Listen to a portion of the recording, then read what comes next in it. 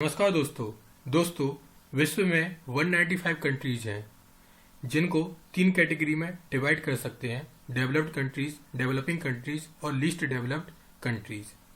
दोस्तों, हमने 195 कंट्रीज को इन तीन कैटेगरी में क्लासिफाई तो कर दिया, लेकिन ये बताना बहुत मुश्किल है कि कितने देश डेवलप्ड हैं, कितने डेवलपिंग हैं और कितने लीस्ट डेवलप्ड हैं। ये बताना इसलिए मुश्किल है क्योंकि दुनिया के जितने भी मेजर फाइनेंशियल और ट्रेड ऑर्गेनाइजेशंस हैं, उन सभी के किसी भी देश का डेवलपमेंट मेजर करने का जो मेजरमेंट है वह अलग अलग है। जैसे कि आप ये वर्ल्ड मैप देखिए, इसमें जो ऑरेंज हो रखे हैं वो डेवलपिंग कंट्रीज हैं, जो ब्लू है वो डेवलप्ड कंट्रीज हैं और ये जो ब्लश रेड कलर में कंट्रीज हैं ये लीस्ट डेवलपमेंट कंट्रीज हैं। तो ये सारा क्लासिफिकेशन IMF और UN के अकॉर्डिंग है। अकॉर्डिंग टू IMF वर्ल्ड में 36 कंट्रीज डेवलप्ड हैं और इंडिया एक डेवलपिंग कंट्री है।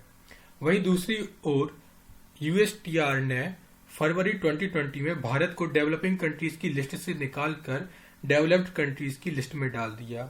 अकॉर्डिंग टू USTR, यहाँ USTR का फुल फॉर्म है यूनाइटेड स्टेट्स ट्रेड रिप्रेजेंटेटिव। यह एक अमेरिकन गवर्नमेंट की एक ऑर्गेनाइजेशन है।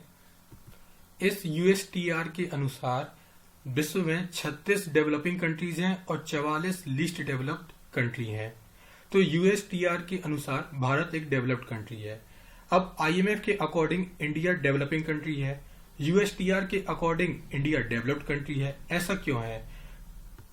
क्योंकि इन सभी फाइनेंशियल इंस्टीट्यूशंस को और ट्रेड ऑर्गेनाइजेशंस का डेवलपमेंट मापने का मेजरमेंट अलग अलग है।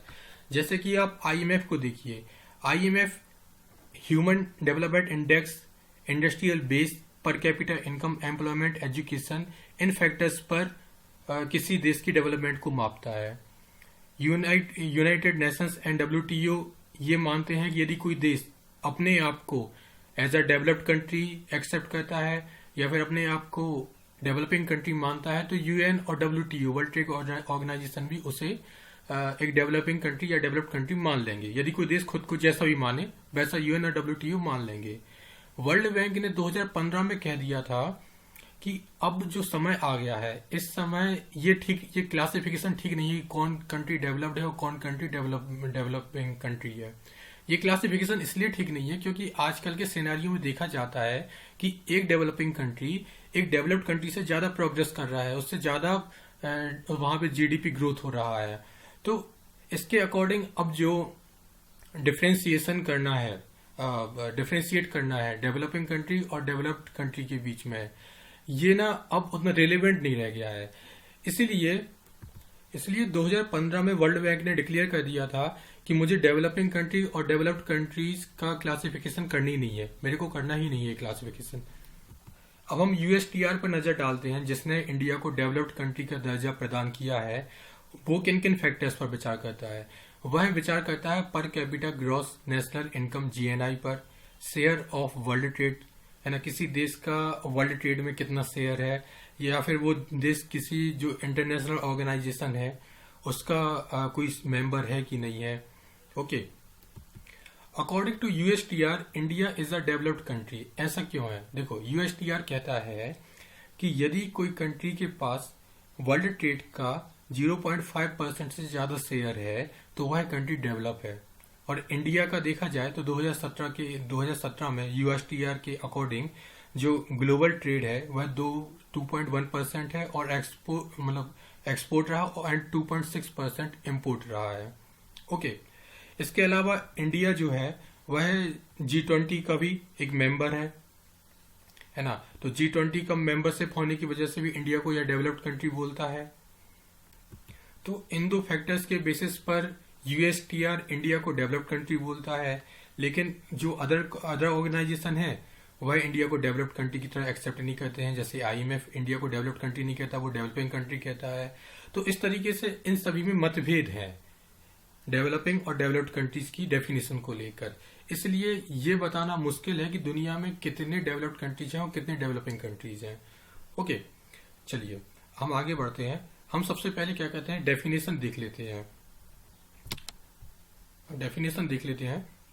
डेवलप्ड कंट्रीज की। डेवलपिंग कंट्रीज की और लीस्ट डेवलप्ड कंट्रीज की। उसके बाद हम डिफरेंस पर आएंगे कि क्या डिफरेंस है डेवलप्ड कंट्री और डेवलपिंग कंट्री में। तो डेवलप्ड और डेवलपिंग कंट्रीज के बीच डिफरेंस बताने से पहले आइए जान लेते हैं कि क्या होते हैं ये इनकी डेफिनेशन पर एक नजर डाल लेते हैं। डेवलप्ड कंट्री वो हैं जिनकी इकोनॉमी बहुत आगे बढ़ गई है, इनके पास स्ट्रांग टेक्निकल इंफ्रास्ट्रक्चर होता है, ऐसे देशों में हाई इंडस्ट्रियलाइजेशन होता है। डेवलपिंग कंट्री वो हैं जिनमें लो इंडस्ट्रियलाइजेशन होता है, लो ह्यूमन इंडेक्स होता है। और लीस्ट डेवलप्ड कंट्री वो हैं जिनमें लोएस्ट सोशियो इकोनॉमिक डेवलपमेंट होता है, साथ ही साथ लोएस्ट ह्यूमन डेवलपमेंट इंडेक्स भी होता है इनका। आइए अब देखते हैं हम डिफरेंस क्या है दोनों में। तो डेवलप्ड कंट्री में इंडस्ट्रियलाइजेशन की रेट काफी हाई होता है, इंडिविजुअल इनकम भी काफी अच्छी होती है।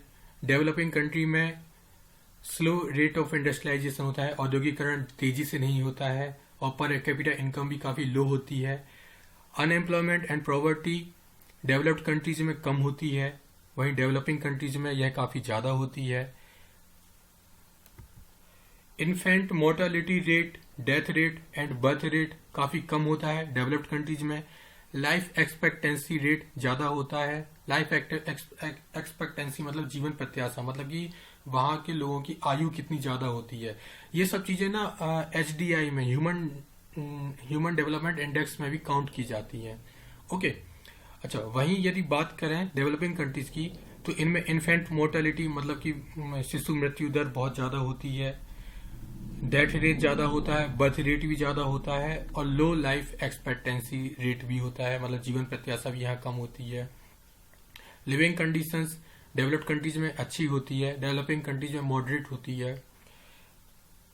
जनरेट्स मोर रेवेन्यू फ्रॉम, देखिए डेवलप्ड कंट्रीज में ज्यादा से ज्यादा रेवेन्यू, ज्यादा से ज्यादा टैक्स इंडस्ट्रियल सेक्टर से आता है, जबकि डेवलपिंग कंट्रीज में ज्यादा से ज्यादा रेवेन्यू सर्विस सेक्टर से आता है। हमारे देश में भी सबसे ज्यादा टैक्स कलेक्शन सर्विस सेक्टर से ही मिलता है।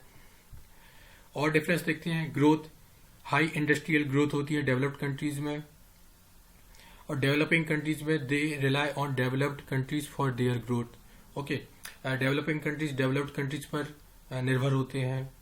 स्टैंडर्ड्स ऑफ लिविंग की बात करें तो डेवलप्ड कंट्रीज में काफी हाई होता है, डेवलपिंग कंट्री में लो होता है। डिस्ट्रीब्यूशन ऑफ इनकम इक्वल होता है, डेवलप्ड कंट्री में हमें ज्यादा अमीरी गरीबी का भेदभाव नजर नहीं आएगा, जबकि डेवलपिंग कंट्रीज में ऐसा देखने को मिलता है। कोई लोग बहुत गरीब हैं, कोई लोग बहुत ज्यादा अमीर हैं, है ना, तो कुछ मिडिल क्लास हैं। डेवलपिंग कंट्रीज में ये जो अमीरी गरीबी का भेद है ये साफ तौर पर दिखाई देता है।